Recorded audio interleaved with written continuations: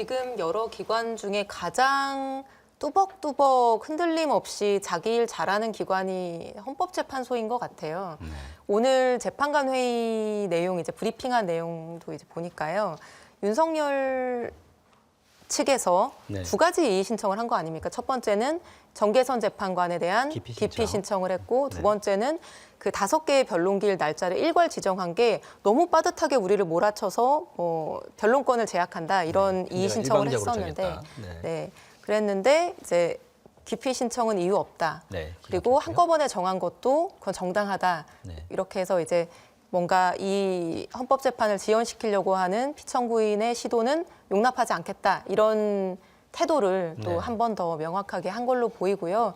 헌법재판은 지금 그 1년의 계획이 2월 4일까지 쭉 정해져 있고 그거대로 차질 없이 진행되고 있는 걸로 보여서 제가 예측하기로는 2월 중에는 늦어도 탄핵 심판 결과가 나오지 않을까라고 저는 생각합니다.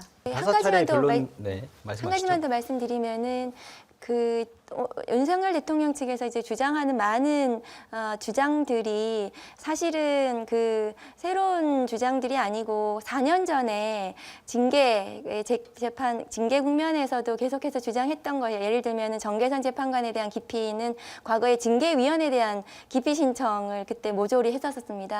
윤석열 검찰총장 측에서요. 검찰총장 당시에 징계위원회. 당시에. 그래서 그 굉장히 그 절차를 지연시키려는 그런 주장들이다. 그래서 헌법재판소에서 오늘 이제 판단을 잘해 주셨는데 사실은 이게 조금 늦어지긴 했습니다.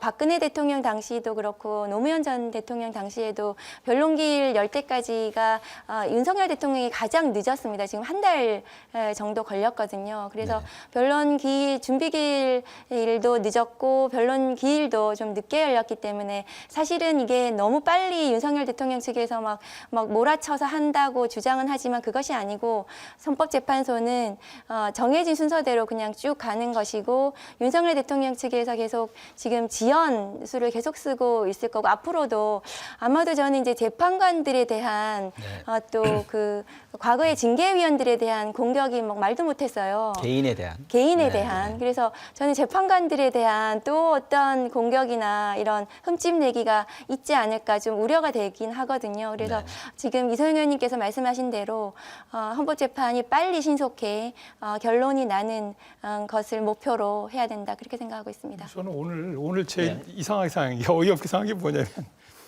본인이 관저를 떠나서 헌법재판소로 이동하면 자기 신변에 위해가 있을 수 있으니 그런 논리를 신변 안전을 보장해주지 않으면 우리는 북한 가는 것도 아니고 신변 안전을 보장하라는 그 말이 굉장히 이상하게 들린 게 그런 사람이 왜 자기네 경호관한테는 무장해서 싸우라고 지시를 합니까? 그건 단순한 신변 안전의 문제가 아니라 큰일 날 일 아닙니까? 본인들한테? 굉장히 모순이죠. 그러니까 이분이 지금 멘탈이 좀 이상하다는 생각이 좀 드는데 그리고 우리나라 수사관들도 법원에 출석하는 걸 중간에 체포하지는 않을 거예요. 그런 식으로는 행동하지 않을 거고요. 그다음에 또 이런 말도 들리더라고요. 일단 체포영장 집행하는 시도는 그 헌법재판소 출석을 막으려고 하는 거다. 그 터무니없는 소리인 게 구치소에 계시면 그 교도관들 알아서 모시고 다닐 겁니다. 그러니까 걱정 전혀. 그러니까 출석이 오히려 확보되는 거예요. 거꾸로. 저는 이해가 잘 안 가는 게 그렇게 아무 얘기나 자꾸 하면 지금은 다들 들어주고 있지 않습니까? 그래서 무슨 소리 하나 해서 조금 지나면 아무도 안 들어줄 거예요. 그다음에 헌법재판소라는 기관은 재판을 한 20-30년 한 분들이 다 재판관들이 그럼 많이 당해봤습니다. 그럼요. 피의자, 피고인들이 별걸 다 하기 때문에 그러니까 그 흔한 일이기 때문에 별로 걱정 안 해도 될 겁니다.